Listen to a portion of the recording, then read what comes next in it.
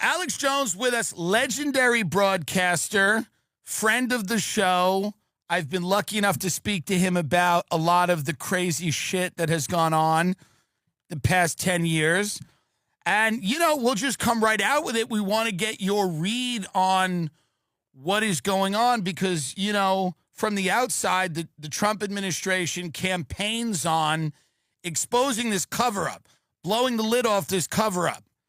And then they get in office, and now it seems like they're part of this cover-up. So what, in your estimation, has happened?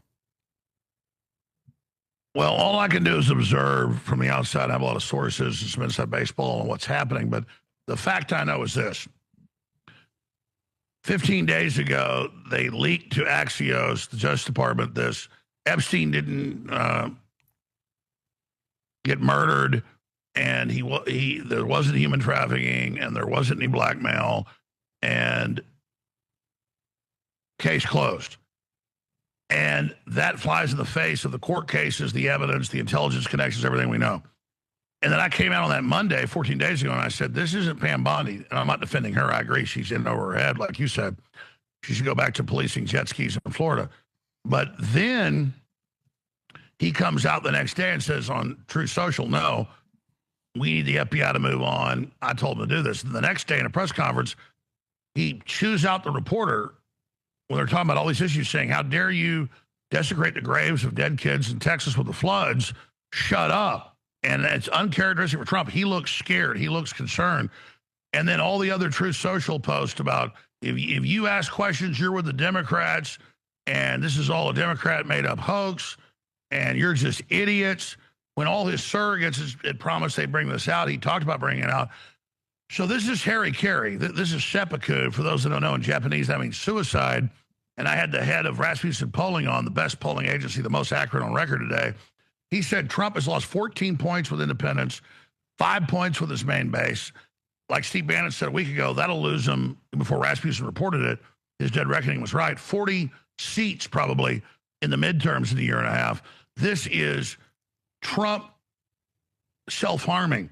And from all my research, he knew Epstein, there were socialites, all that, but they would have already used this, the deep state. They had something. The Jane Does they brought out turned out weren't even real people. They'd said that Melania was a hooker that Epstein introduced to her at a modeling agency. We looked into that. It was Trump's modeling agency. That wasn't true. So they're kind of regurgitating all that on one hand. So why did Trump act so panicked, deer in the headlights, and come out and say, there is no list. Okay, there is a list, but you're still an idiot if you look at it. To, okay, we'll have Pam Bondi release the grand jury transcripts from Ghislaine Maxwell that Comey's daughter ran the cover up on, and the Epstein case 6 years ago where he died in jail. So you couldn't do a bigger Streisand effect. You couldn't come out and say, I'm more guilty than what he did. And my loyalty is to the truth. I'm actually autistic about it. I can't, even if I want Trump to succeed and Democrats are my sworn enemy trying to put me in prison, I'm just like having to report this, that this is beyond insane. Yeah. And it's like Trump blowing his feet off with a 12-gauge shotgun. Well, we know that this was not only a blackmail operation, but it was also a money laundering operation. And we know that Jeffrey Epstein was working for billionaires like Les Wexner and many others. And we know that there's been a lot of talk about the connections that Epstein had to intelligence, and moving money around the world, making sums of money disappear. Is it a complete coincidence that a lot of this seemed to happen around the time that Benjamin Netanyahu paid a visit to the White House?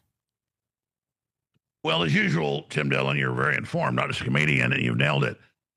I don't want to attack Israel. I'm not a big Israel hater, but Netanyahu is, in my view, the villain of the last 25 years in Israel, in and out of power. It definitely is the cliche of Israel trying to manipulate the United States internal politics and foreign policy, particularly in the Middle East. So definitely Netanyahu's heavily involved in. Ghislaine Maxwell, who was convicted of human trafficking, though the new memos, and Trump says there is none of that. Well, then how is she convicted?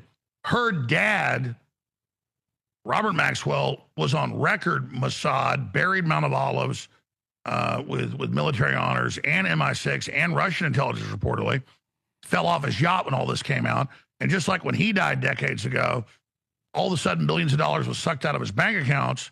And so from my evidence and research, it's pretty conclusive. Epstein was a junior to Ghislaine, who took over the family MI6, CIA, Mossad business, because that level, they're all interconnecting. And it was more than just trafficking underage girls. That was kind of like a side hors d'oeuvre or little rider.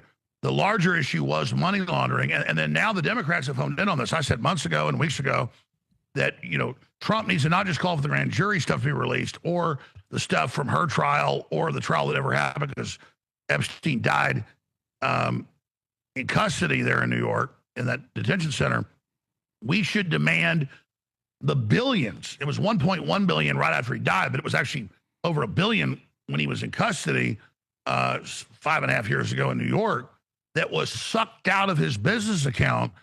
And so we know that's at the Treasury Department. So now Senator Wyden and others, as I predicted a month ago and 2 weeks ago, before this broke, I said Trump should release it because I could see that's where it's going.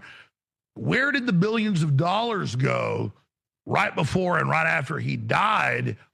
And so I agree with you, very astute. I was going to make that point.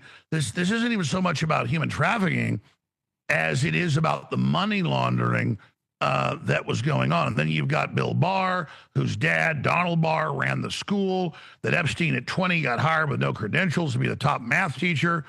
And then Barr was OSS CIA, his dad, Donald Barr. Then Barr was CIA, kind of the head of Iran-Contra operations at the White House. And then his dad, Donald Barr, writes a book about space relations, about aliens on a planet that kidnap human girls to rape them. And then they train humans to enjoy it and join them in the raping of children. This is beyond crazy. And he hires Epstein to do all this. And so, yeah, Trump had beauty pageants and Trump had casinos and Trump had golf courses and Trump, was involved in sporting events.